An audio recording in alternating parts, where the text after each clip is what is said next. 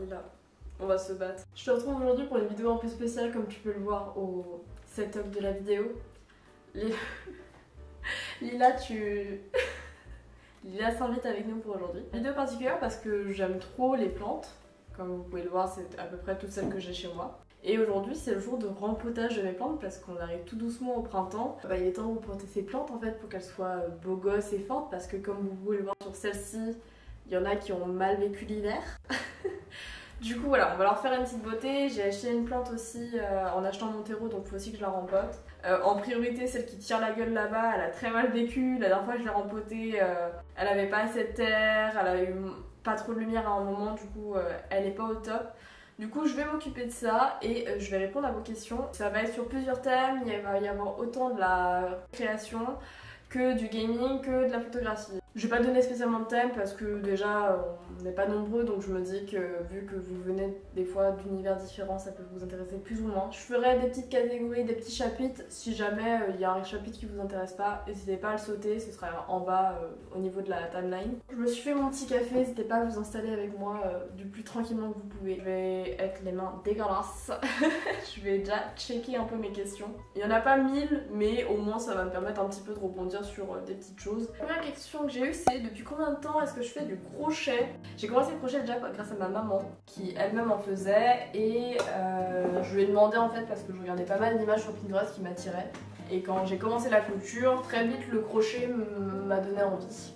Alors comme vous pouvez voir, celle-ci fait à peu près 15 km mais elle a perdu vraiment toutes ses feuilles.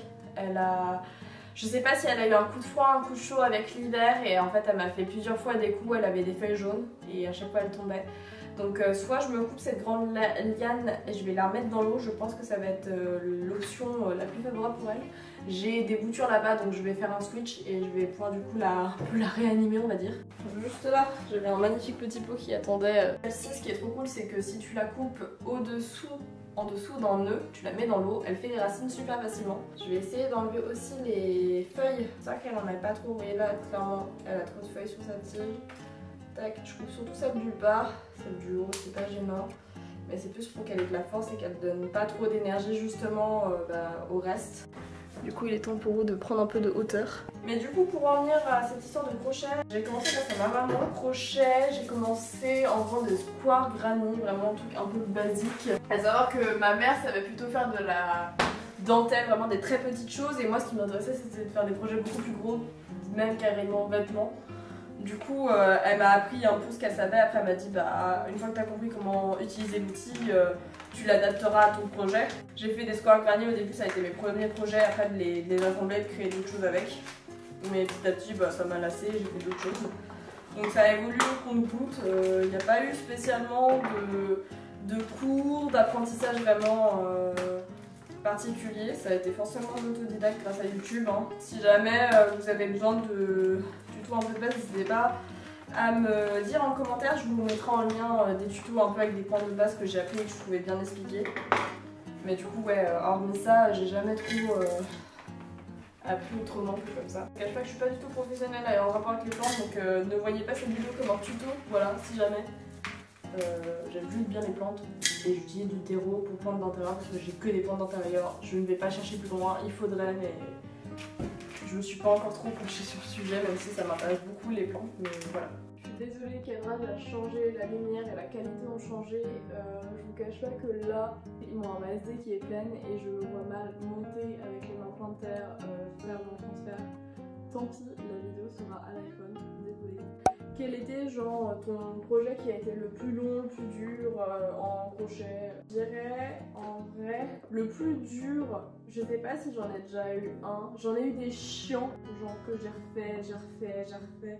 Mais ça a jamais été des trucs où je me suis dit bah c'est impossible. Genre, en fait je pense que c'est plus des trucs que je savais pas faire et en fait pour que ce soit joli, il fallait que je le fasse très longtemps. Je pense que le plus dur que j'ai eu c'était mon tout premier pull parce qu'une fois que j'ai voulu l'assembler en mode non mais ça va c'est simple.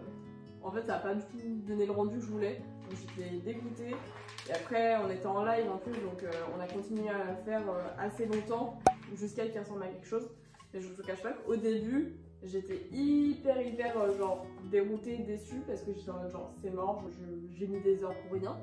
Et finalement, à force de persévérance, on a réussi à en faire un truc, mais c'est vrai que ouais, au début j'étais un peu découragée et finalement non, ça s'est avéré être faisable, mais c'est vrai que c'était la première fois que je faisais un pull. En fait, genre toutes les notions de patron, moi je les avais pas du tout pris et j'étais partie sur l'idée de faire un truc aller à la one again. Je sais pas pourquoi je suis aussi têtue à pas vouloir suivre des patrons, alors qu'il y a pas vraiment hein. Mais je sais pas, genre à chaque fois je me base pas sur des patrons, je vais un peu à la one again en mode j'ai envie de faire un projet, je le fais comme ça. Et à chaque fois je me rends compte que je me fais totalement, j'allais dire avoir, mais non.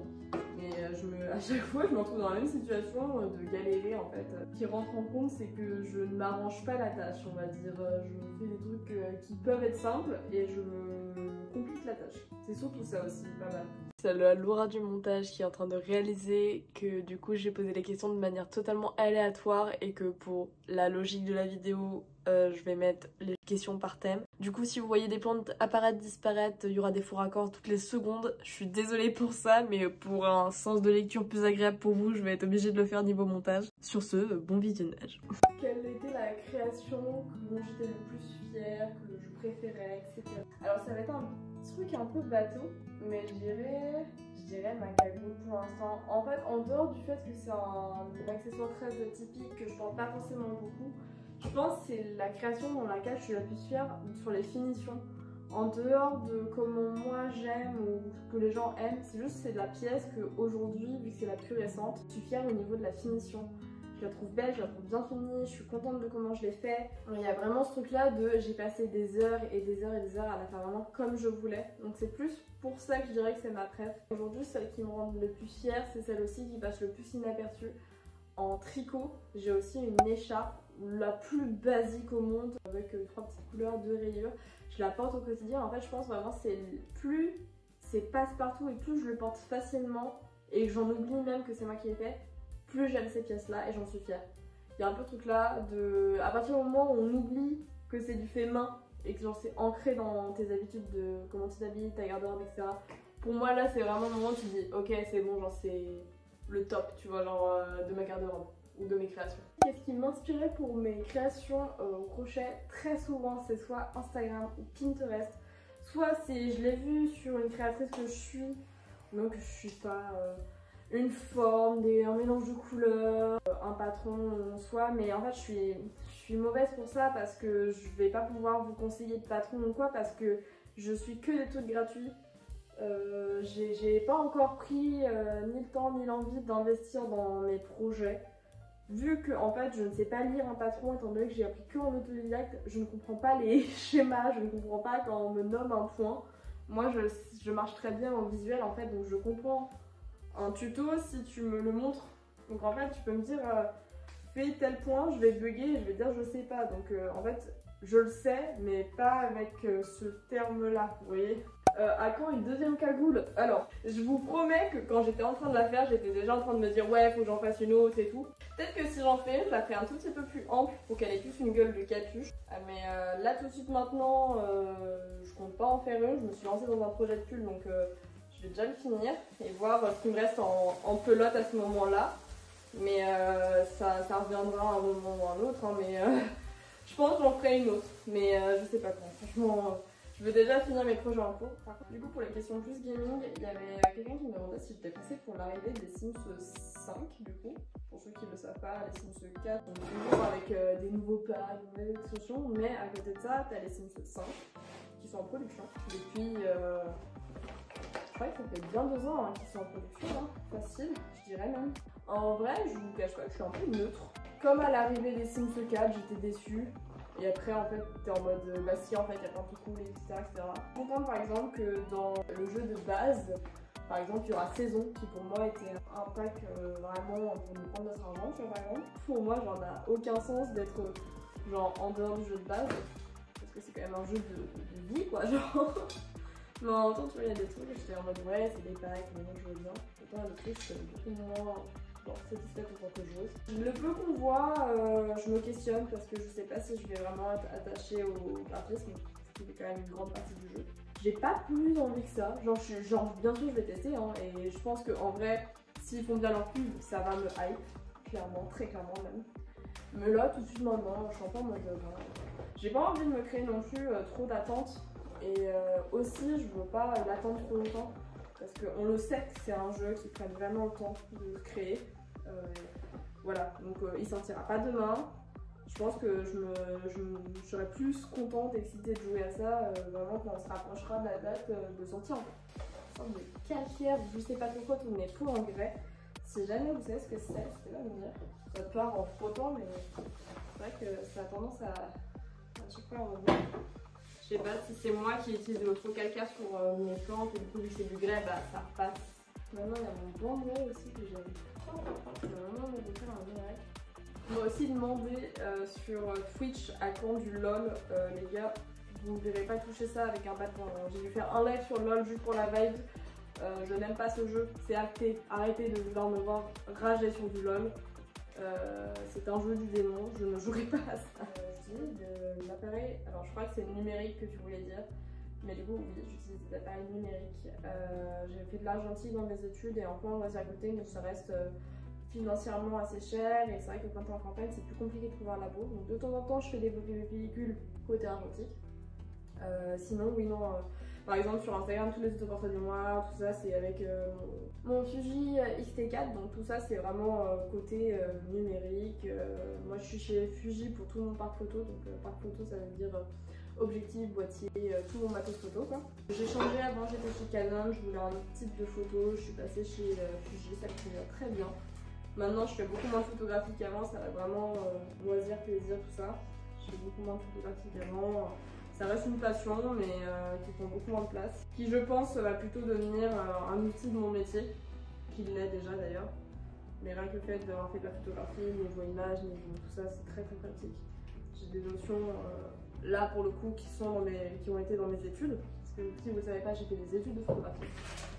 Vraiment, j'ai fait mon bac photo et moi j'étais en mode non, je veux pas faire ça dans ma vie. Et vu que j'avais pas d'autres ambitions que la photo, l'image, l'art, etc., bah j'ai juste genre arrêté mes études. J'étais en mode je vais travailler. J'ai commencé ma vie comme ça quoi, mais du coup de base j'avais un bac pro photographie.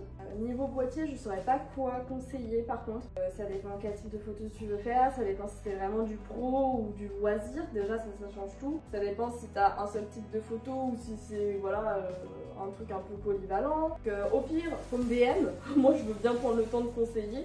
Après, il y a des super vidéos sur YouTube si tu veux choisir tel ou tel objectif ou quoi. Donc moi, soit je peux expliquer, soit je peux rediriger vers justement les vidéos sur lesquelles moi j'ai appris à l'époque, où je m'étais documentée, etc. Donc en fait, c'est assez vaste parce que selon tes besoins, tu n'iras pas vers les mêmes objectifs, vers les mêmes boîtiers, etc. Je peux te proposer des trucs, mais quand tu vas avoir le prix, tu vas... Est-ce que t'es dans le même budget que moi, tu vois? Genre moi, j'ai un point de vue d'une professionnelle où les prix ne me choquent pas pour la qualité que c'est. Je comprends que quelqu'un qui veut un appareil de loisir, qui se retrouve avec un appareil professionnel, déjà à utiliser, ça va être juste une corvée et insupportable. Et du coup, tu feras pas de photos si ça te saoule de l'utiliser et d'apprendre à l'utiliser. Sauf si ça deviendra potentiellement une passion, là je dis pas, mais sur le papier, si t'as pas les mêmes besoins que moi, ça va pas forcément être utile pour toi, ça peut te décourager si t'es que novice ou justement à moitié pro, tu vois, genre selon ton niveau aussi, t'as pas les mêmes besoins, donc c'est à toi de voir vers quoi tu veux aller. Moi aussi, si un jour je faisais une collaboration, avec qui j'aimerais la faire, j'ai pas vraiment de personne particulière avec qui j'aimerais bien. J'aime beaucoup, après c'est plus des nanas où j'adore leurs vidéos. Plus un jour si j'ai l'occasion de les croiser, genre juste pour apprendre d'elles en mode... Parce que de ce que j'en vois dans leurs vidéos, leur manière de penser, leur manière de voir les choses et tout, me plaît beaucoup. Donc je pense qu'en vrai il y aurait Colline et il y aurait Léa JPLF en créatrice de contenu que j'aime beaucoup. Et après je vous cache pas que si je peux dire en marque ou en truc comme ça, à part des trucs de seconde main, type Vinted, Le Bon Coin, tout ça, j'ai pas spécialement d'attrait à être contactée par des marques, voilà, que ce soit des trucs de création, pourquoi pas des marques de laine. J'ai pas forcément de nom, là tout de suite maintenant en particulier, qui m'attirerait parce qu'il faudrait qu'à chaque fois je me documente en fait pour trouver quelque chose qui colle avec mes valeurs, que j'ai envie de promouvoir, etc. Actuellement, j'ai jamais vraiment fait de choses rémunérées où je promets quelque chose, quoi que ce soit. Et je pense que vraiment, si un jour j'ai l'occasion de le faire, clairement, je ne serai pas du tout sur la première question. J'ai vraiment envie de proposer des trucs cool et quali. Je vous cache pas que là, actuellement, mon rythme de vie, c'est je fais un mi-temps et à côté je fais mes vidéos parce que je veux y dédier du temps. Donc je vous cache pas que financièrement, je suis pas encore genre dans la merde. Genre, je veux continuer YouTube, les réseaux, etc. parce que j'adore faire ça. Je le fais depuis des années et je suis malheureuse quand j'y dédie pas de temps. Par contre, faire pour faire, je vous cache pas que c'est pas du tout ce que j'ai envie. J'ai vraiment envie de pouvoir créer avec des gens que je vois, que j'aime bien, des gens que je trouve cool, etc. On m'a demandé aussi un update tattoo. Si vous avez pas suivi, j'ai fait un tattoo tour il y a plus d'1 an, je dirais. Il est dans le petit i. Et malheureusement pour vous, je n'en ai toujours pas fait depuis. C'est pas faute d'avoir envie. Justement, j'avais fait mon tattoo tour quand j'avais fait mes 2 derniers. Depuis rien, j'avais fait une demande à un tatoueur pour un flash, il n'y avait pas eu de réponse. Je pense que le flash avait été pris. Et sinon, j'ai une copine qui m'a dit que mi-mars, il y avait une tatouage stylée qui passait en Ile-de-France. Et elle m'a montré son taf et j'étais en mode oh, faudrait trop. Et en fait, juste financièrement, je peux pas me le permettre de faire un aller-retour en Ile-de-France plus payer un tatouage comme ça en 20 minutes, je peux pas. Mais c'est pas faute d'avoir envie, je vous cache pas que ça sera pas mes derniers tatouages. Je sais pas quand est-ce que je vous ferai un vrai update tatouage où il y en aura plein. La vidéo est toujours en ligne hein, si jamais vous voulez aller la checker où je vous montre tous mes tatous. J'en ai, je sais plus, 6, 7. Je sais même plus combien j'en ai. Je pense qu'on est pas trop mal. Merci beaucoup d'avoir regardé cette vidéo, j'ai fini de faire toutes mes petites plantes. Sur ce, si vous avez d'autres questions, n'hésitez pas à le poser en commentaire, je prendrai le temps de vous répondre. Et on se retrouve bientôt. Des bisous, salut!